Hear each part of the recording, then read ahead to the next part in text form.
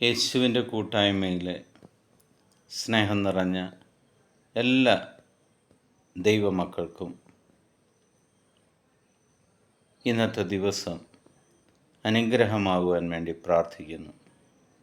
ദൈവം നിങ്ങളെല്ലാവരെയും സമൃദ്ധമായിട്ട് അനുഗ്രഹിക്കട്ടെ. ഈ പ്രഭാതത്തിൽ ദൈവസന്നിധിയിലായിരിക്കുന്ന നമ്മൾ ഇന്ന് ശ്രവിക്കുന്ന തിരുവചനം 1 സാമുവേലിൻ്റെ പുസ്തകം 2-ാം അധ്യായം 30-ാം തിരുവചനം. ദൈവമായ കർത്താവ് വളരെ വ്യക്തതയോടെ ഒരു വചനം നമ്മൾക്ക് നൽകുകയാണ്. 1 സാമുവേൽ 2-ാം അധ്യായം 30-ാം തിരുവചനത്തിലൂടെ ഒരു വാഗ്ദാനം കർത്താവ് നമുക്ക് നിറവേറ്റുന്നു. എന്നെ ആദരിക്കുന്നവരെ ഞാനും ആദരിക്കും,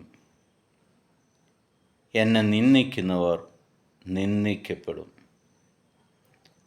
സർവശക്തനും ദൈവവുമായ കർത്താവിനെ ആരെല്ലാം ആദരിക്കുന്നോ അവരെ ദൈവം ആദരിക്കും, സ്വർഗം ആദരിക്കും, അവരുടെ ജീവിതം അനുഗ്രഹമായി മാറും.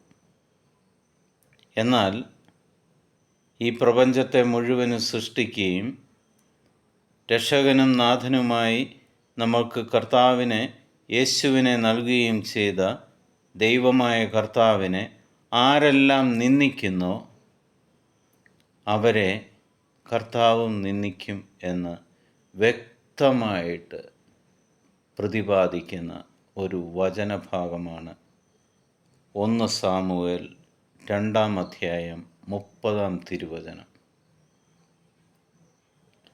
നമ്മുടെ ജീവിതത്തെ തിരിഞ്ഞു നോക്കേണ്ട സമയമായി. നമ്മൾ നടന്ന വഴികളെ തിരിഞ്ഞു നോക്കേണ്ട സമയമായി. നമ്മുടെ ജീവിതം തന്നെ ഒന്ന് പുതുക്കേണ്ട സമയമായി.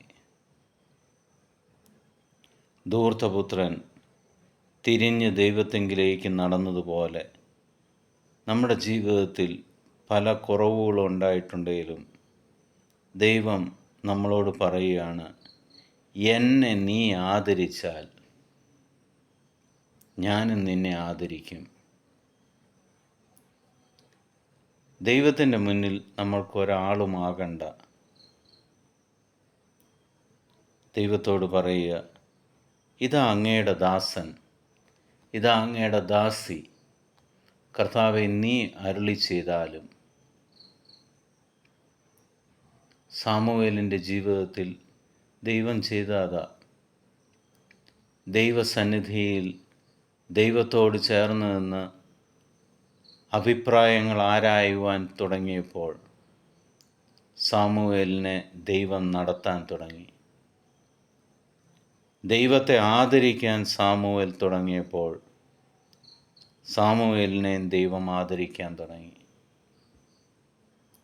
നമുക്കും ഈ നിമിഷം തൊട്ട് 91-ാം സങ്കീർത്തനത്തിൽ നമ്മൾ ചൊല്ലുന്നത് പോലെ, വിശ്വാസം പ്രഖ്യാപിക്കുന്ന പോലെ, കർത്താവെ നിൻ്റെ സംരക്ഷണത്തിലാണ് ഞാൻ കഴിയുന്നത്, നിൻ്റെ തണലിലാണ് ഞാൻ ജീവിക്കുന്നത്, അങ്ങാണ് എൻ്റെ ദൈവമെന്ന് ഉറച്ചു വിശ്വസിച്ചുകൊണ്ട് ആ ദൈവത്തിൻ്റെ മുന്നിൽ നമുക്ക് ആ ദൈവത്തെ ആദരിക്കാൻ, ആ ദൈവത്തിൻ്റെ മുന്നിൽ എളിമപ്പെടാൻ, ആ ദൈവത്തിൻ്റെ മുന്നിൽ തലകുനിക്കുവാൻ നമുക്ക് സാധിച്ചാൽ ആ ദൈവം നിങ്ങളെയും ആദരിക്കും.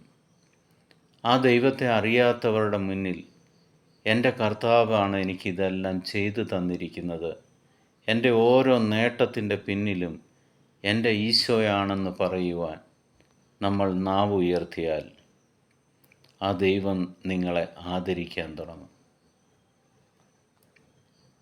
നമ്മുടെ ജീവിതത്തിൽ ദൈവത്തിന് ആദരം കൊടുക്കാൻ ഇന്നു മുതൽ നമുക്ക് ശ്രമിക്കാം. പിതാവായ ദൈവത്തിൻ്റെയും പുത്രനായ യേശുക്രിസ്തുവിൻ്റെയും പരിശുദ്ധാത്മാവിൻ്റെയും കൃപയും അനുഗ്രഹവും സമാധാനവും എപ്പോഴും നിങ്ങളുടെ കൂടെ ഉണ്ടായിരിക്കട്ടെ.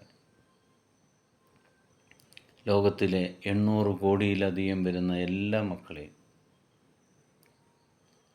ദൈവസന്നിധിയിലേക്ക് നമുക്ക് കൊണ്ടുവരാം. ദൈവം അവരെ ഓരോരുത്തരെയും തൊടട്ടെ. ദൈവം അവരെയും ആദരിക്കാൻ തുടങ്ങട്ടെ. ക്രിസ്തുവിൻ്റെ സമാധാനം സന്തോഷത്തോടെ ഞാൻ നിങ്ങൾക്ക് നൽകുന്നു. എന്നെ ഇത്രയും നാളും പരിപാലിച്ചുകൊണ്ടിരിക്കുന്ന ദൈവം നിങ്ങളെയും ഈ നിമിഷം മുതൽ അനുഗ്രഹിക്കുവാനും അത്ഭുതങ്ങൾ നിങ്ങളുടെ ജീവിതത്തിൽ ചെയ്യുവാനും ഇടവരട്ടെ എന്ന് സന്തോഷത്തോടെ പ്രാർത്ഥിക്കുന്നു. ദൈവം നിങ്ങളെ സമൃദ്ധമായിട്ട് അനുഗ്രഹിക്കട്ടെ. ഈശോ മിശിഹായ്ക്ക് സ്തുതിയായിരിക്കട്ടെ.